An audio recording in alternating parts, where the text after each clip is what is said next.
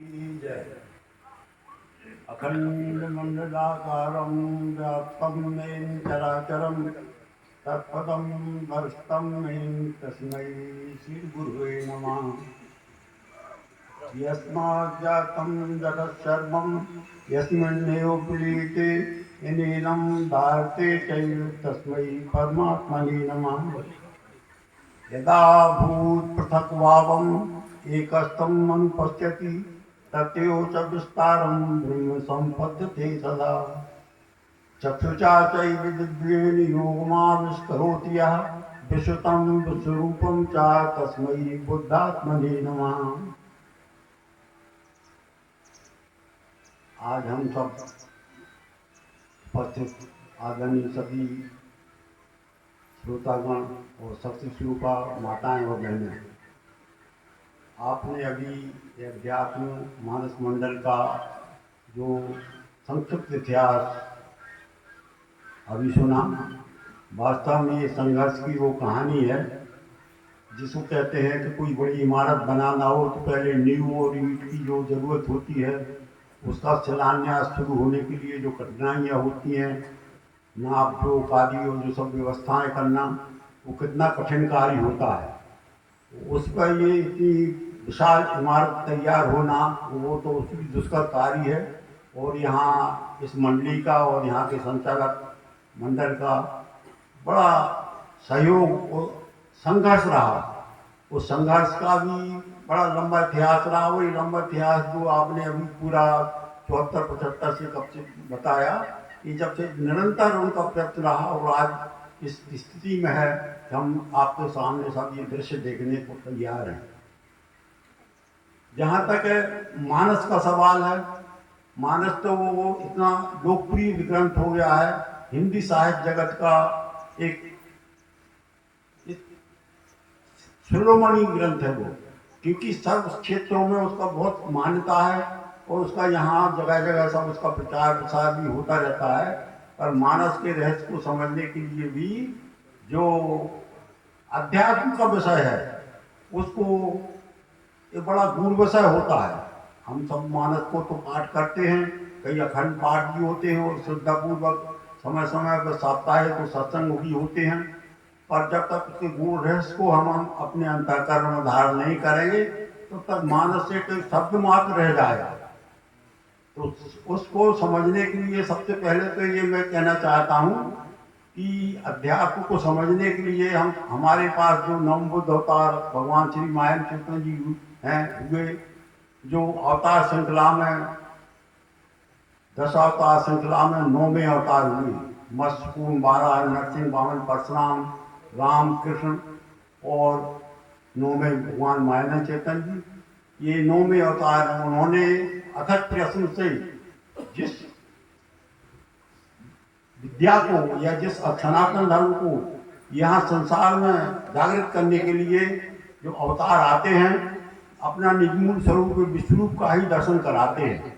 क्योंकि ये जब तक हमने पढ़ा तो जरूर है सब जगह कि ये विश्वरूप परमात्मा है या कण कण में भगवान है, पर ये शाब्दिक बोध से हमारा एक साथ अनुभव नहीं हो पाता है। तो उसको ये परंपरा प्राप्त ज्ञान जो है हमारे प्रथम जो अवतार हुए उनसे लेके और 9वें अवतार तक वह क्रमशः वही एक विभूति ही, एक विशेष विभूति ही अवतार धारण करते हुए वो यहाँ 9वें अवतार तक आई। जो रामचंद्र जी थे 7वें अवतार, वही 8वें अवतार कृष्ण जी हुए।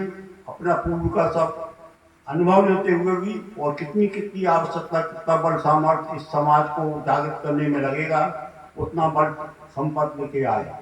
और उसी को अब जो 9वें अवतार आए वो कृष्ण जी के बाद उन्हीं की जो योग्यता और उसको समन्वय करते हुए 9वें अवतारों में सबसे श्रेष्ठ अवतार होते हैं। जो कला के दृष्टि से अपन यदि देखें तो सब कला तो इतनी कला तो सब बराबर होती है, पर जब जितनी आवश्यकता होती है तेतम कार्यम का कार्यम तथा यद्यदृष्ट कारणम अंशयंती मानसी यानी प्रस्तुति। जब जब जितनी इस धर्मग्लानी होती है इस संसार में, उतना उतना बल शक्ति लेके अवतार आते हैं और वही धर्म ग्लानि को हटाने के लिए अपना निज मूल स्वरूप विश्वरूप का दर्शन कराते हैं। यही हुआ। तो इसलिए अपन कहते हैं कई बार सतयुग में 4 अवतार हुए, मस्त पूर्ण 12 है नरसिंह। तो सतयुग में तो सब योगी विज्ञानी रहते थे, तो उसमें क्या जरूरत है। पर थोड़े थोड़े से विकार होने से वो थोड़े थोड़े से शक्ति बल लेके, शक्ति बल तो कोई रहती है, थोड़ी थोड़ी शक्ति बल लेके उस ग्लानि को समाप्त करने के लिए समय समय पर 4 अवतार हुए। इसी प्रकार आगे भी त्रेता में रामचंद्र जी हुए, वो परशुराम जी हुए। तो उस समय तक गिलानी बहुत बढ़ चुकी थी, क्योंकि धर्म पे आने से 3 पांव का धर्म रह गया था, 1 पांव चला गया। तो इसमें सब थोड़ा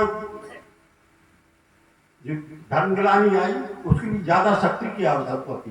तो परशुराम और भगवान श्री रामचंद्र जी साथ में अवतार आए। वो अपने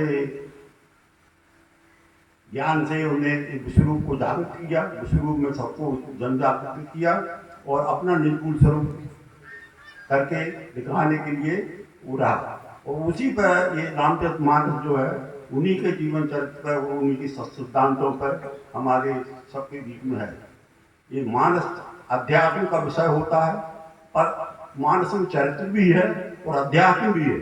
अध्यात्म को समझने के लिए सर्वांग योग ये मात्र युक्ति है, उसको सरलता से हम समझ सकते हैं। तो उसको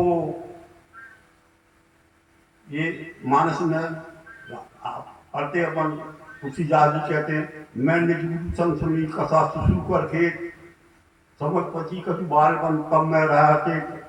जैसे कि कई गुरु बारम्बार समझ पची के कौन अनुसारा, भाषा बात करो मैं सोई, भाषा बद्ध करो मैं सोई, ये सब जो वर्णन किया है। पर ये उनने अपनी जो बात कही वो तो वास्तव में एक संत, उच्च कोटि के संत थे।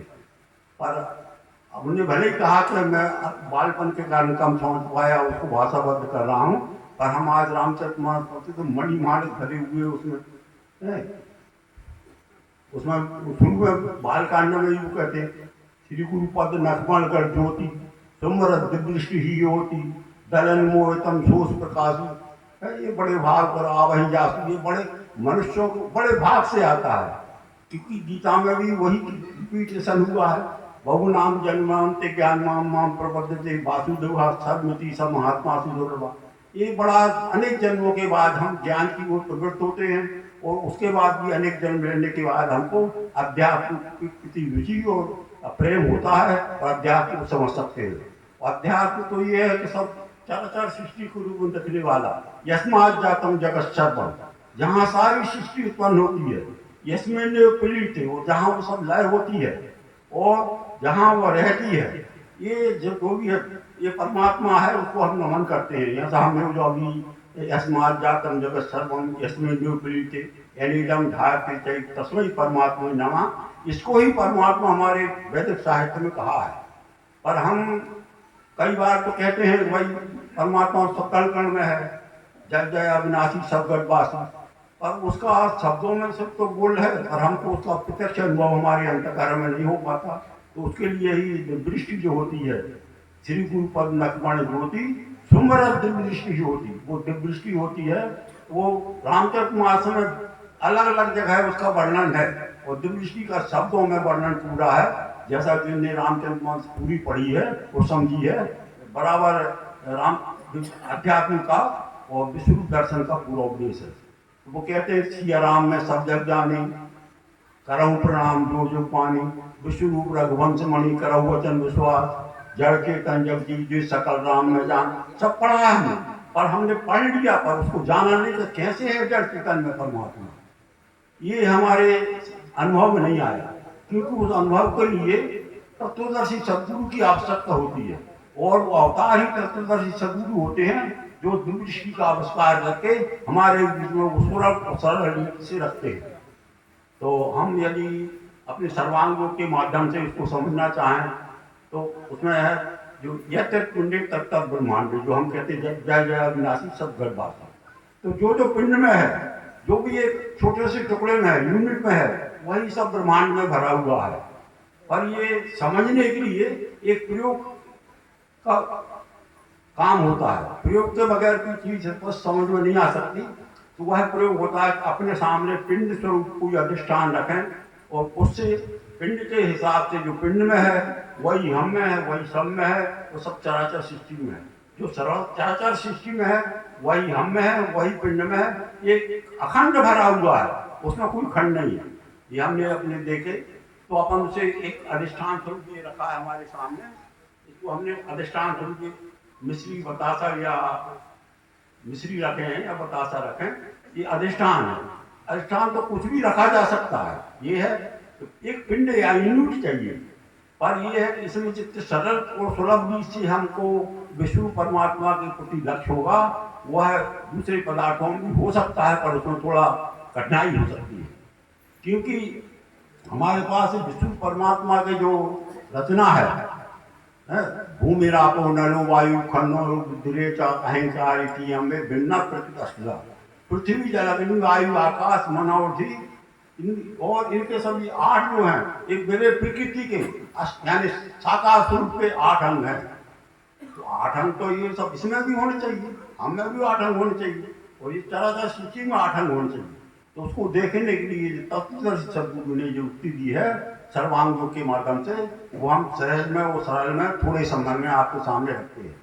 ये जो 5 तत्व 3 गुण हैं, या पृथ्वी जल अग्नि वायु आकाश और सत्वगुण रजोगुण तमोगुण, या इसको ज्ञान रूप से कहा मन बुद्धि अहंकार।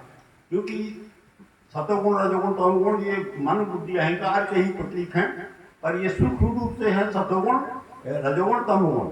और विराट जो स्वरूप है पृथ्वी जल अग्नि वायु आकाश, इसमें इनको अपन मन बुद्धि अहंकार से जोड़ते हैं।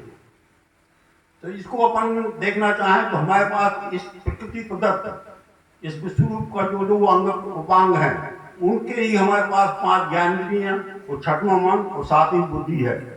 ये 5 ज्ञानेंद्रियां 5 तत्वों की हैं और वो अपने निगूढ़ स्वरूप को जानती हैं, उसमें लय को प्राप्त होती हैं। और 6वां जो विश्व प्रकृति के 3 गुण हैं, वो हमारे पास मन है, उसको जानने के लिए मन उन गुणों को समझ के विश्व रूप में अपने को लय करता है। और 7वां जो आदि अंत मध्य अध्यात्म रूप से आत्मा तत्व है, ईश्वर तत्व है, उसको जानने के लिए हमारे पास बुद्धि है, सूक्ष्म बुद्धि। पर वो सत्य सदगुरु के प्रयोग द्वारा ही हम यथार्थ रूप से जल्दी समझ सकते हैं। तो सबसे पहले हम अधिष्ठान से प्रारंभ करते हैं। इसमें जो यह तत्पिंड तत्व ब्रह्मांड, जो पिंड में है, जो पिंड में ब्रह्मा जान सकता है वही ब्रह्मांड को परमेश्वर को जान सकता है। तो हम अपने प्रयोग से अपने 5 ज्ञानेंद्रिय आँख कान त्वचा नाक का जव्या और मन और बुद्धि और स्वयं अहंकार जो जीवात्मा सूक्ष्म जीवात्मा, उसको हम ये 8 साधन हमारे पास हैं। इसको ही हम देखते प्रयोग करके। तो हमारे पास सबसे पहले ज्ञानेंद्रिय आँख नेत्र है, चक्षु है। ये चक्षु जो है इससे हम देखते हैं कि रखे पिंड अधिष्ठान से हम देखते हैं।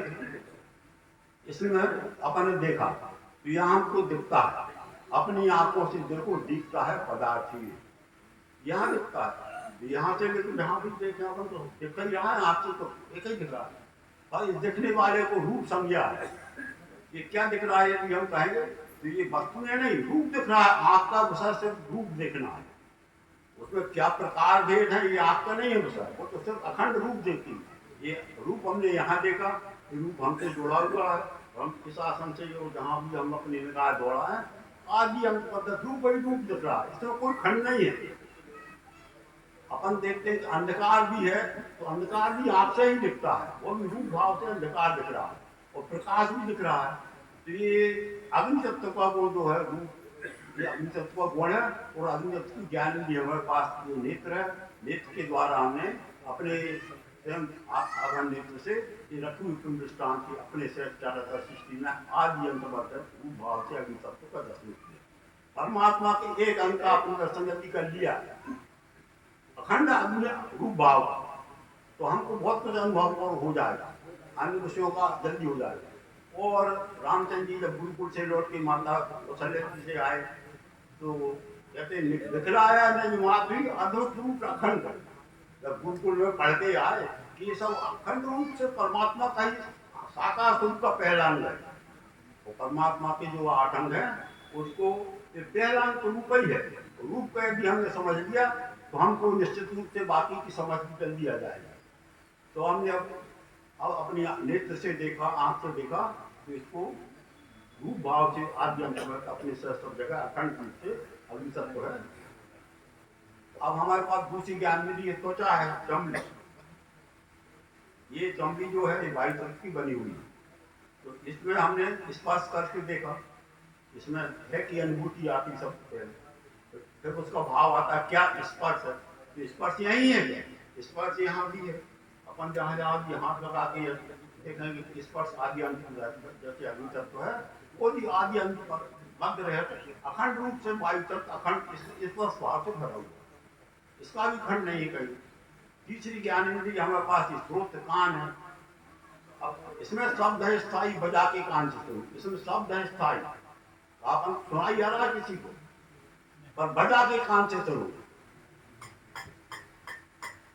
ये अपन बजा के देखा तो स्थायी शब्द, पर ये अपन प्रकट किया, प्रेम से प्रकट वो मैं जाना, ये प्रेम से हमने प्रकट किया तो हमको शब्द की अनुभूति दी। शब्द यही अकेला नहीं है, अपन में देखो जहाँ भी हम ठोक बजा के देखेंगे शब्द है। शब्द भी आकाश तत्व का गुण है। आकाश तत्व परमात्मा के सगुण स्वरूप का तीसरा अंग है, और उसका शब्द भाव से हमने श्रुत इंद्रिय ज्ञान इंद्रिय द्वारा दृष्टान से अपने से जहाँ नाई प्रयोग करके देखा, शब्द भाव से आकाश तत्व भी अखंड रूप से भरा। चौथी ज्ञान इंद्रिय हमारा रसना है, जिह्वा, ये जल तत्व की बनी है। जल तत्व की बनी तो अपन ने जीभ से लगा देखो वस्तु में कुछ स्वाद है, उसको हमने जीभ से लगाया, हमको किसी न किसी प्रकार के स्वाद की अनुभूति हुई। खट्टा मीठा खारा प्रकार ये जिह्वा का विषय नहीं है, ये मन का विषय है। मन में एक प्रकार भेद होते हैं, तो इसमें तो सिर्फ हमको रस की अनुभूति होती है, वो है अपने से। तो अपन को भी चक्कर देखेंगे तो कुछ न प्रकार के स्वाद की अनुभूति होगी। जो वस्तु जीभ से लगा के देखेंगे तो हमको स्वाद की अनुभूति होगी। स्वाद के प्रकार भेद कुछ भी हो सकते हैं, और वो जल तत्व के हैं, वो जल तत्व की ज्ञान इंद्रिय हमारे पास रसना है। अपने प्रयोग द्वारा जैसे अग्नि तत्व को आदि अखंड मध्य देखा, इसी प्रकार से जल तत्व की आदि रस रूप से अखंड भरा हुआ। और पांचवी ज्ञान में हमारे पास नासिका है, परमात्मा के सगुण स्वरूप का पृथ्वी तत्व महात्मा गुण महात्मा तत्व है, उसको हमने हमारे पास नासिका है, उसका गंध है गुण, पृथ्वी तत्व का वो गंध है, तो हमने इसको नाक से लगा के देखो गंध है इसमें भरा, इसी में है। अपन को देखेंगे जहाँ फूल को देखेंगे तो गंध इसमें भरा है, जहाँ जहाँ भी आए गंध के प्रकार भी भेद कुछ हो सकते हैं, सुगंध दुर्गंध, ये प्रकार भेद मन की कल्पना मात्र।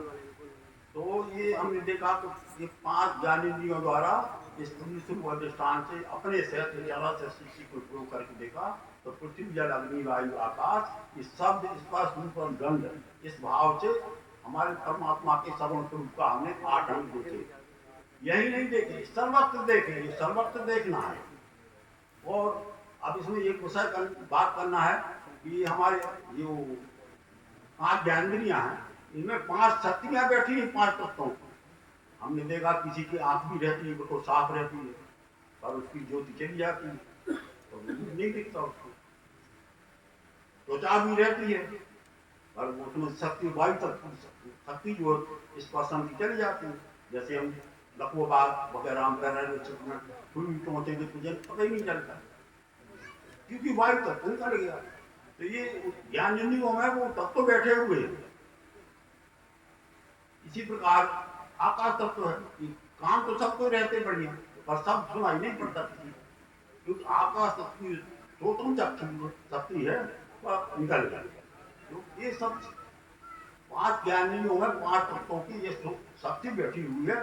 ये कहते हैं ना रामचरितमानस जैसा कहते हैं, तो ये तत्व ये 5 खिड़कियां हैं, उनमें 5 देवता बैठे हुए हैं अपनी अपनी शक्ति लेके। वो शक्ति किसी देवता की क्षीण हुई तो शक्ति वो इंद्रिय काम नहीं करती। इंद्रिय द्वार झरों का नाना, तय तय बैठे स्वर कर खाना, ये झरों का है, ये तो खाली। उसको समझने के लिए अपन एक उदाहरण समझते हैं। जैसे हम बैंक में गए, कुछ जानकारी लेना है, खिड़की पहुंचे, अब खिड़की पर तो बाबू है ही नहीं जानकारी देने वाला, तो खिड़की तो जवाब देगी नहीं। अब बाबू आएगा तब अपन पूछेंगे, जब वो जवाब देगा। ऐसे इंद्रिय जब रहते हैं इसमें सचेष्ट, तब वो अपनी गुण कर्म को जानते हुए अपने निज मूल स्वरूप को पहचानती है। ये हमने 5 ज्ञान दिनों से पृथ्वी जल अग्नि वायु आकाश सब गंध भाव से इस चतुर्थ में पिंड स्थान से अखंड देखा।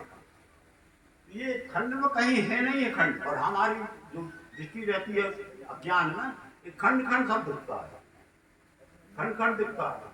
तो यदाभूत पृथक भाव जो हमने कहा था, यदाभूत पृथक भाव एक अस्तु पक्षति दत्यो च विस्तारा धर्म संपत्ति। ये सब पृथकता में जो एकता से अनुभव करता है और एकता में ही सब पृथकता का ज्ञान कर सकता है, वही ब्रह्म संपन्न है, ऐसा गीता में कहा हुआ। अब हमारे पास छठवां साधन मन है, तो मन है, मन जो सूक्ष्म साधन है, 5 इंद्रियों से सूक्ष्म 5 स्थूल है, तो मन जो सूक्ष्म साधन है, तो सूक्ष्म सूक्ष्म का दर्शन करता है। दुष्ट प्रकृति के जो 3 गुण है, सत्वगुण रजोगुण तमोगुण, ये हमारा मन उनका अनुभव लेता है। तो अपन इसको प्रयोग द्वारा देखेंगे। ये खाद्य पदार्थ है, खाने की चीज है, बताता है मिश्री, खाद्य पदार्थ है। इसको हमने चूर्ण बना के घी के साथ और खाया, यानी मन के पास पहुंचा है, मन के पास पहुंचा है तो हम खाने भी अच्छा लगा, और फिर बाद में घी सकता या घी खाया तो तुष्टि पुष्टि प्रसन्नता, सर्व तो प्रसन्नता देखेंगे। तो ये अच्छा ही अच्छा दिखना उपयोग से लेकर परिणाम तक, ये इसका सत्वगुण है। हमारे व्यवहार करते समय यदि हम किसी से व्यवहार कर रहे हैं तो प्रारंभ से लेके प्रेम में व्यवहार होते हुए अंत तक हमारा प्रेम में व्यवहार तो देने वाला रहेगा, तो हमारा सत्वगुण है। और यदि हम दूसरा प्रयोग करते हैं, इसको जल के साथ शरबत बना के रखते हैं और पीते हैं, 1 गिलास 2 गिलास पिया, दिन तो अच्छा लगा, पर परिणाम में थोड़ी देर बाद सर्दी जुकाम खांसी हो जाएगी, खराब गले में हो जाएगी। तो अच्छा और बड़ा मिश्रित होना, ये प्रकृति का रजोगुण। ये हमने इसको देखा, जल के साथ पीने से अच्छा पहले पीने में और पश्चात परिणाम हो गया बुरा, गले में खराब तो तकलीफ हो गई। ये अच्छा बुरा मिश्रित इसको रजोगुण कहा है। और तीसरा हम उसको प्रयोग करते हैं, इसको निरी खाने की कोशिश करें तो ये खाने में कितनी कष्ट होगा, दांत टूट जाएंगे, मसूड़े चल जाएंगे, तो वो तकलीफ हुई। और ये जब अंदर पेट के अंदर जाएगा तो जठारी जो पहुंच के जल को सब सोख लेगा, हमको बेचैनी वहाँ जलापन होगा और एकदम चक्कर से आने लगेंगे। तो खाने पीने उपयोग से लेकर परिणाम तक बुरा ही बुरा अनुभव होना, ये तमोगुण है। हमारे व्यवहार में भी हम देखेंगे, यदि हमने किसी से व्यवहार शुरू में अच्छा किया प्रेम से, तो थोड़ा स्वाद की बात आई तो व्यवहार बिगड़ गया, अच्छा बुरा दोनों होगा, जो रजोगुण हो गया। और हमने शुरू से ही कोई मिला और 2 बातें होने लगी कई कोई, तो तमोगुण हो गया। तो वो हमको ये प्रकृति में 3 गुण है, ये 3 गुण और 5 तत्वों के शब्द 8 हैं। ये परमात्मा के सर्वस्वरूप के ये 8 अंग हैं। ये 8 अंग जो है, जो अपने गीता के 7वें अध्याय पढ़ा, भूमि रापो अनुवायु हम देवता अहंकार की हमने भिन्न प्रकृति। ये परमात्मा की प्रकृति के 8 अंग हैं जो साकार रूप हैं। साकार यानी स्थूल है, हमारे स्थूल ज्ञानियों द्वारा ये 8 अंग का दर्शन होता है। अब इसमें हमारे पास 7वां साधन भी है, बुद्धि। तो बुद्धि और सूक्ष्म है, इंद्रियों और मन से सूक्ष्म, बुद्धि और सूक्ष्म विचार करती है। तो बुद्धि कहती है ये तो जो पदार्थ है इसको हम बदलने वाला, परिवर्तन होने वाला है, जिसको कहते हैं विनष्ट जाता है या नष्ट हो जाता है। पर ये हम तो परमात्मा को देख रहे हैं तो अविनाशी है, अविनाशी तत्व, अविनाशी है तो अविनाशी कैसे है? तो बुद्धि कहती है कि इसमें जो है बना है इसका है? अपनी बुद्धि से जब आता है कि ये शत्रु की बुद्धि जब हमारी बुद्धि को मिलती है, तो उसमें हमने देखा, इसमें अपन ने प्रयोग किया बुद्धि के द्वारा, इसका है बना कभी नष्ट नहीं हो सकता, इतने भी परिवर्तन कर दो। इसको हम उदाहरण में देखते हैं,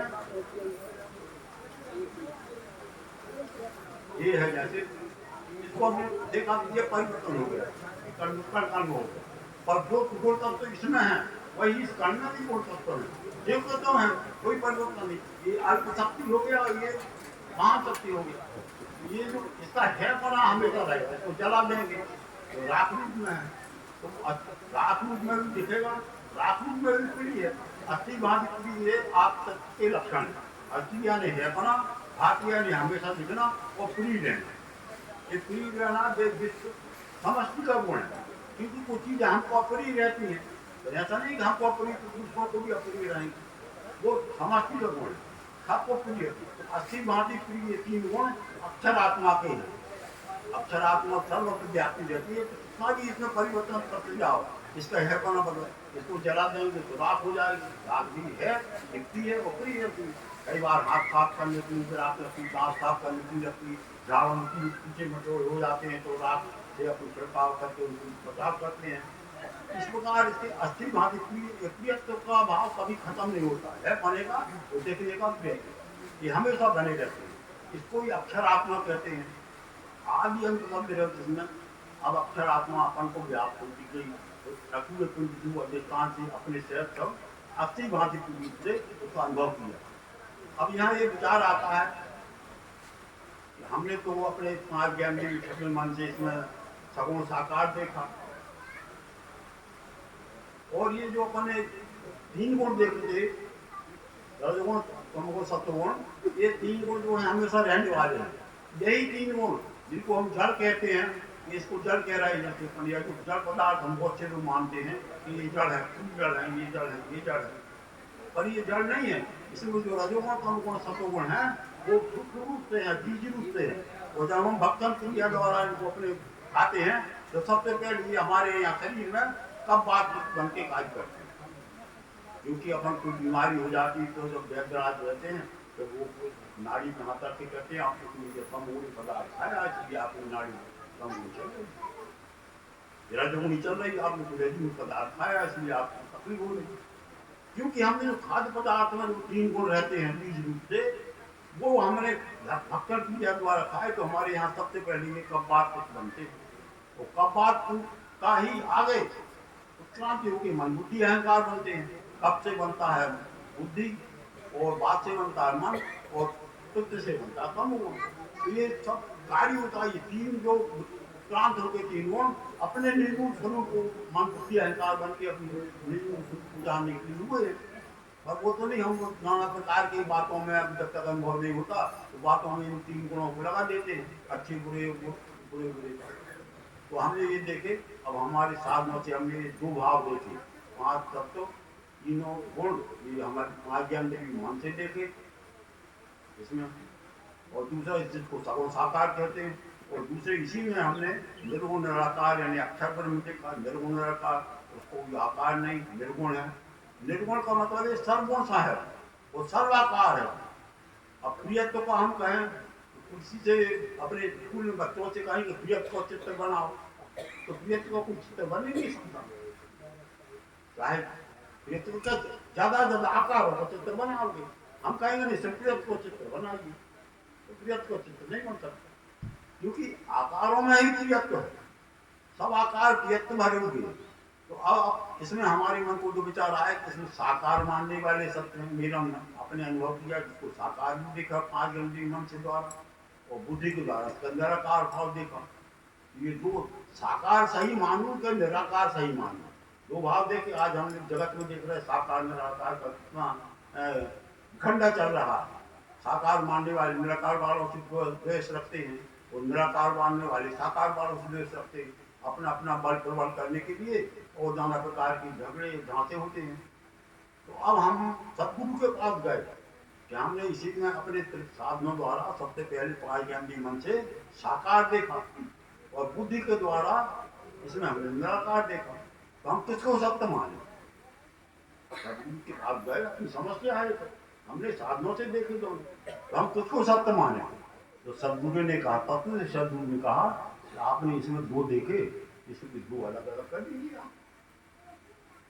इसमें से मिठास निकाल दीजिए। निराकार है प्रियत्व, प्रियत्व निराकार, प्रियत्व होता है तो उसका कोई आकार प्रियत्व नहीं होता, निराकार आकार नहीं होता। और साकार निकाल, साकार निकालेंगे तो प्रियत्व कहाँ? इसमें आपने साकार निकालने की कोशिश की तो छोटा सा टुकड़ा भी निकाल देंगे इतना सा, इसमें मिठास भी आएगी, प्रियत्व भी आएगा। और प्रियत्व निकालना चाहें तो पहले साकार में ही हाथ लगेगा, इसकी मिठास निकालेंगे प्रियत्व तो पहले इसमें हाथ लगेगा साकार में। तो ये हम तो समझ आए तो नहीं निकलता वो। तो भाई आपकी अभी अपूर्ण जानकारी है, इसलिए इसका नाम रख दीजिए, इसका नाम रख दो, इसमें बतासा या मिश्री रखती है नाम। तो बतासा कहने से उसकी मिठास का नाम है तो इसके आकार का नाम है, या मिश्री कहने से इसके आकार का नाम है तो उसके मिठास का नाम है। ये हम कहेंगे तो अपन कहेंगे दोनों को नाम, तो दो तो सत्य होते ही नहीं भाई, नाम ही सत्य है, बस उसका एक नाम लेने से दोनों का लय उसको हो जाता है, साकार का और निराकार का। तो यहाँ मैंने इसमें इसका नाम रखा तो नाम में दोनों का लय हो गया, उसको हम नाम, इसीलिए नाम का महत्व बालकांड में इतना वर्णन किया है, नाम रूप दूसरा कहानी। तो उसको भी पढ़ोगे आप तो आधा तो चैप्टर बालकांड का नाम ही का वर्णन कर रहा, यही रामचरितमानस की विशेषता है। और वही ज्ञान तुलसीदास जी ने जो समझा वो लिखा, और हमको जब हम पढ़ के उन्हें समझ के लिखा था। हम तो पढ़ते हैं सिर्फ अपने अभ्यास के लिए, पर वो समझ के नहीं पढ़ते।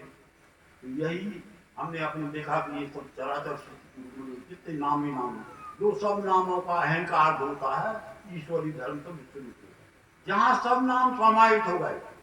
जैसे मेरे शरीर में अनेक नाम हैं, ऊपर से नीचे आगे से पीछे नामों की गणना करें हम तो असंख्य नाम है, पर ये असंख्य नामों का लय कहाँ होता है? शरीर का कहने से, शरीर कह दिया तो सब नामों का लय होता है। ऐसे ही सब नाम विश्वरूप के हैं, वो विश्वरूप में एक नाम विश्वरूप कहते ही से, विश्वरूप परमात्मा कहते ही से सब नामों का लय। यही हमारा निर्गुण स्वरूप है, ये विश्वरूप, यही हम आके जन्म लेते हैं, इसी में हम पालन पोषण पाते हैं, और इसी में हमारा लय होता है। इसीलिए तीन गुण जो हैं, ब्रह्मा विष्णु महेश या सत्वगुण है जो उत्तम गुण, ये तीन गुण हैं, इस कार्य को करने वाले हैं। हमारे शरीर में जो कार्य करने वाले तीन गुण हैं, प्रकृति तो स्थूल रहती है, गुण उनमें संचालित करते हैं, और सत्व कम गुण वो जो अक्षर आत्मा है जो अपने बुद्धि के द्वारा देखी वह प्रकाशित करती है। ये सब अलग नहीं है, हमारे जानने के लिए ये सब एक ही है, पर अज्ञान के कारण हम अलग अलग मान बैठे, सगुण अलग मान लिया, निर्गुण अलग मान लिया, अक्षर आत्मा अलग मान ली। अक्षर आत्मा को ज्ञान दृष्टि से आत्मा कहते हैं, और कर्म दृष्टि से उसको ईश्वर कहते हैं। ईश्वर शक्ति है, ईश्वर का कोई चित्र नहीं होता, ईश्वर शक्ति है। तो शक्ति तो इनमें भरी हुई है, स्वरूपों में शक्ति भरी हुई। यदि मिठास को इच्छा हुई देखूं निज स्वरूप में, तो क्या देख सकती है? नेत्रों से निज रूप से, सर्वांग के 7वें अध्याय में मिठास को ही इच्छा देखूं निज स्वरूप में, तो क्या देख सकती है? नेत्रों से निज रूप से। मिठास अपने को अपने रूप से देख सकती है क्या? मिठास दिख सकती है, तो देखेगा तो उससे सारा यही उसका स्वरूप है, यानी है होते ही उसकी देखना, तो ये विश्वरूप ही उसका स्वरूप, सब स्वरूपों में मिठास ही मिठास भरी है। ये सब मिठास ही मिठास का दृश्य है, सब मीठा मीठा भरा हुआ है, पूरी पूरी भरा हुआ। ये हमारे इस सर्वांग के माध्यम से रामचरितमानस में जो अनेक प्रकार से विष्णु का वर्णन हुआ है, मंदोदरी के संवाद में भी है। तुलसी आदि कहते श्री राम में सब जाने, शरण प्रणाम दो दो पानी, जड़ चेतन जब जीव सकल राम में जान, बंदो सबके पत्र बल सदा पान। इस प्रकार से जो हम रामचरितमानस पढ़ते हैं तो सर्वांग लोग और बुद्धिष्टि के आविष्कार में भी ज्ञान में हम प्रकाश पढ़ते हैं, तो हमको अध्यात्म का यथार्थ लक्ष्य हो जाता है। और यही इसे अध्यात्म ज्ञान मंडल का उद्देश्य से रहा है कि अपने निजमूल स्वरूप को जान के विश्व सेवार्थ इसको तत्पर करो, निष्काम भाव से कि सेवा में लग जाओ। हमारे शरीर के अंगों की सेवा हम उपकार दृष्टि से नहीं करते कि हमारे पैर में तकलीफ हो रही तो हमको कुछ एहसान मिल जाएगा या वो हमको एहसान मान लो। हमारा संग है, अंग से हम जो सेवा करते हैं अपना निजमूल कर्तव्य जान के अपने निजमूल स्वरूप की सेवा कर रहे हैं। यही विष्णु हमारा निजमूल स्वरूप है। इसको हमारे स्वकर्म द्वारा यथा प्रवृत्ति भूता नाम में सर्वदम तम स्वकर्मातम सिद्धि मानवा, अपने स्वकर्म द्वारा विष्णु की सेवा में जितनी हमारा बल सामर्थ्य है और योग्यता है उस शास्त्र की सेवा में हम लग जाएं, तो वह हमारे निजमूल स्वरूप को हम जान के उसमें अपना समर्पण भाव दे सकते हैं। यही इतना ही सर्वांग के माध्यम से रामचरितमानस का हमने थोड़ा अल्प में प्रकाश डाला है। आशा है आप सब लोगों को अनुभव में आया होगा, और इतना ही कहते मैं अपनी बात यही समाप्त करता हूँ। सदगुरु भगवान की जय, विष्णु परमात्मा की जय, सनातन धर्म की जय। मातृवा नर्मदे हर। विज्ञान महर्षि नामदेव जी के माध्यम से, दिव्य चक्षु के माध्यम से प्रत्यक्ष ईश्वर के दर्शन कराए गए और कहा भी गया है, मोखे कहाँ ढूंढे रे बंदे, मैं तो तेरे पास में, ना मैं मंदिर ना मैं मस्जिद ना काबा कैलाश में, और खोजी होए तुरंत मिल जाऊं पल भर की तलाश में। आप अपने हृदय में और विष्णु परमात्मा में उसको खोजिए, निरंतर ईश्वर आपके बिल्कुल समक्ष है। तो इसी कड़ी में अब हम मंच पर सादर आमंत्रित करते हैं महाराष्ट्र पुणे से पधारी प्राची जी गोडवे।